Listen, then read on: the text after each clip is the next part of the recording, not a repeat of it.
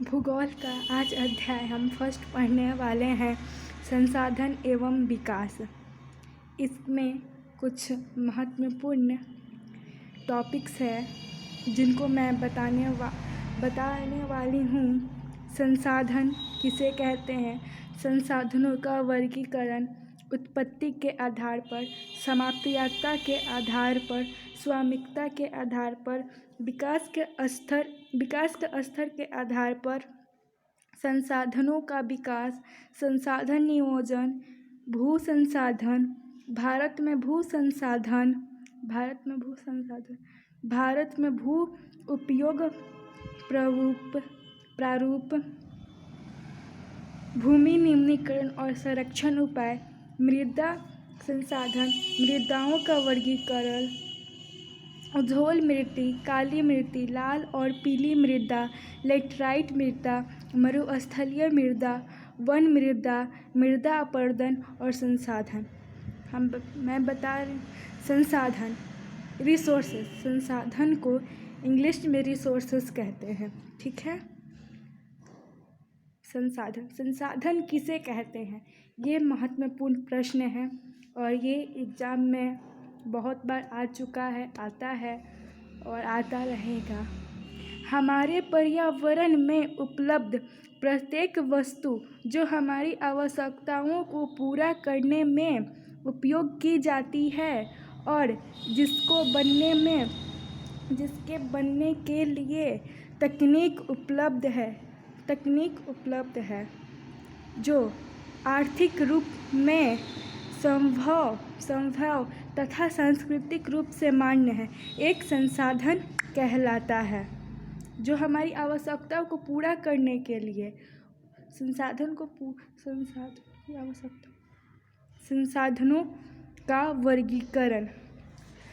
संसाधनों का वर्गीकरण इस प्रकार किया जा सकता है। एक होता है उत्पत्ति के आधार पर, जिसमें जैव संसाधन और जैव संसाधन, और दूसरा समाप्तियाता के आधार पर, जिसमें नवीकरण संसाधन और नवीकरण संसाधन। और हम स्वामिकता के आधार पर पढ़ते हैं व्यक्तिगत संसाधन, सामुदायिक स्वामिकता वाले संसाधन, राष्ट्रीय संसाधन। विकास के स्तर के आधार पर स्वाभी संसाधन, विकसित संसाधन, भंडार और संकोच। उत्पत्ति के आधार पर पढ़ते हैं जैव संसाधन किसे कहते हैं हम, जिन संसाधनों की प्राप्ति जीव मंडल से होती है, जिन संसाधनों की प्राप्ति जो जीव रहते हैं उनसे होती है तथा उसमें जीवन व्याप्त है, जैव संसाधन कहते हैं। जैसे मनुष्य, इंसान, ह्यूमंस, वनस्पति जात, प्रजापति जात, मछली पालन, पशुधन आदि। अजैव संसाधन, इससे साफ मतलब से ही क्लियर है, जो निर्जीव वस्तुओं से बना हो। निर्जीव वस्तुओं से बने सारे संसाधन को अजैव संसाधन कहलाता है। जैसे चट्टान, पर्वतें, धातुएं इत्यादि। समाप्तियाता के आधार पर पढ़ रहे हैं नवीकरण संसाधन, इसको बोला जाता है रिन्यूएबल संसाधन।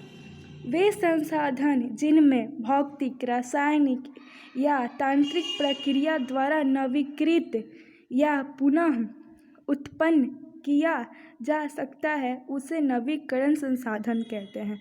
नवीकरण संसाधन हम उसे कहते हैं जिसे हम दोबारा बना सकते हैं, उसे हम नवीकरण संसाधन कहते हैं। जैसे कि सौर तथा पवन ऊर्जा, जल, वन या फिर वन्य जीवन। अनवीकरण संसाधन ये वे संसाधन होते हैं जो एक बार प्रयोग करने के बाद वह दूसरा एक बार प्रयोग कर सकते हैं, दूसरा बार वे खत्म हो जाते हैं और इन संसाधनों को बनने में लाखों वर्ष लग जाते हैं, जैसे कि तेल, कोयला इत्यादि। अब स्वामिकता के आधार पर व्यक्तिगत संसाधन, जो व्यक्ति द्वारा होता है। व्यक्तिगत संसाधन, जिन संसाधनों का स्वामित्व निजी व्यक्तियों के हाथों में होता है। मतलब व्यक्तिगत संसाधन जैसे कि ये मेरी प्रॉपर्टी है, लोग कहते हैं ये मेरा संसाधन, इसमें किसी और का हाथ नहीं होता है, किसी और का हाथ नहीं है, इसे हम अपना बता सकते हैं, उसे हम कहते हैं व्यक्तिगत संसाधन। जैसे कि भूखंड, जमीन, घर व अन्य जायदाद मालिक निजी व्यक्ति हो, यानी खुद क्या व्यक्ति हो, उसे कहते हैं। सामुदायिक स्वामित्व वाले संसाधन, जो समुदाय के हो, जिन संसाधनों का स्वामित्व समुदाय के सभी सदस्यों में उपलब्ध हो, जो सोसाइटी के लिए उपलब्ध हो, सारे व्यक्ति का हो। जैसे कि सार्वजनिक पार्क, जैसे कि हम लोग पार्क में जाते हैं घूमने, पिकनिक स्थल जाते हैं। खेल के मैदान पूरे समुदाय के लिए उपलब्ध होता है ना, बताइएगा। राष्ट्रीय संसाधन, जो राष्ट्र के लिए राष्ट्रीय संसाधन, देश में पाए जाने वाले सारे संसाधन को राष्ट्रीय संसाधन कहते हैं। जो देश में पाए जाने वाले, जो देश में पाया जाता है, उसे देश में पाए जाने वाले सारे संसाधनों को राष्ट्रीय संसाधन कहते हैं। तकनीकी तौर से सभी संसाधन राष्ट्रीय के होते हैं। अंतर्राष्ट्रीय संसाधन, तटरेखा से, जो हम लोग की नदी बहती है उसी को तटरेखा कहते हैं। तटरेखा से 200 किलोमीटर की दूरी पर अपवाजनिक आर्थिक क्षेत्र में खुले महासागरीय संसाधनों को अंतर्राष्ट्रीय संसाधन कहा जाता है। इन संसाधनों को अंतर्राष्ट्रीय संस्थाओं की असहमति के बिना उपयोग नहीं किया जाता है।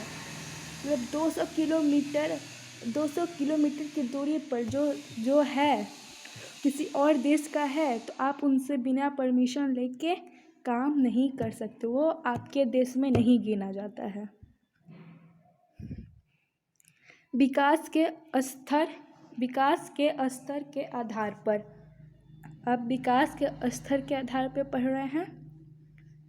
संभावी संसाधन, वैसे संसाधन जो किसी प्रदेश में विद्यमान होते हैं।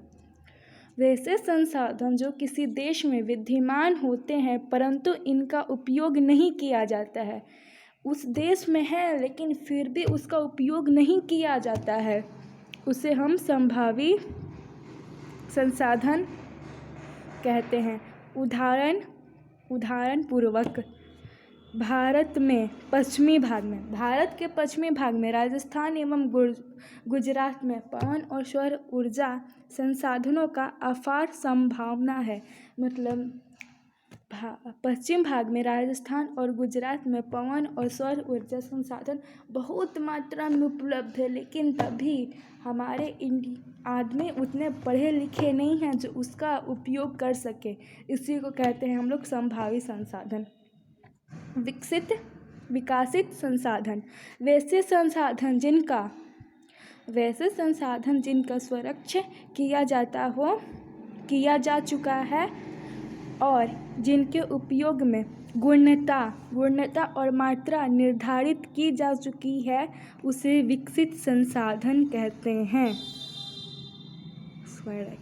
संरक्षण किया जा चुका है, उससे हम विकसित संसाधन कहते हैं। भंडार, जैसे कि हम लोग के घर में नहीं होता है भंडार, इसमें सामान स्टोरेज रखा जाता है, तो भंडार संसाधन जो विकास के स्तर पर, उसे हम विकसित संसाधन कहते हैं। भंडार, संसाधन जिनका संरक्षण किया जा चुका है। संसाधन जिनका संरक्षण किया जा चुका है परंतु प्रौद्योगिकी के अभाव में जिनका उपयोग नहीं किया जा सकता है, जिनका उपयोग नहीं किया जा सकता है। उदाहरण के लिए जलवाष्पील गैसों जलवाष्पील गैसों हाइड्रोजन और ऑक्सीजन का यौगिक है, जिसमें सौर के मुख्य स्रोत के रूप में उपयोग किया जा सकता है, लेकिन तकनीकी ज्ञान के अभाव में ऐसा संभव नहीं है। और संचित कोष वैसे संसाधन जो भंडार का एक ही हिस्सा है और इनका उपयोग उपलब्ध तकनीकियों द्वारा किया जा सकता है, परंतु जिनका उपयोग अभी तक शुरू नहीं किया गया है, जैसे बांधों में जल वन आदि संचित कोष है। संसाधनों का विकास मानव के अस्तित्व के लिए संसाधन अत्यंत महत्वपूर्ण है। मानव के अस्तित्व के लिए संसाधन अत्यंत महत्वपूर्ण है। ऐसे विश्वास किया जा सकता था कि संसाधन प्रकृति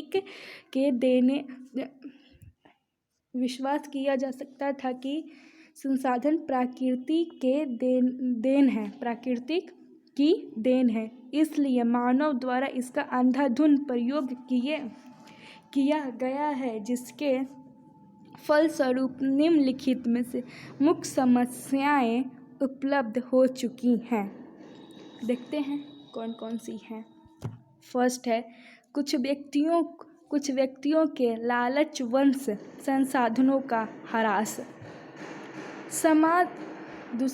समाज के कुछ ही लोगों के हाथ में संसाधनों का संचयन, जिसमें समाज के दो हिस्से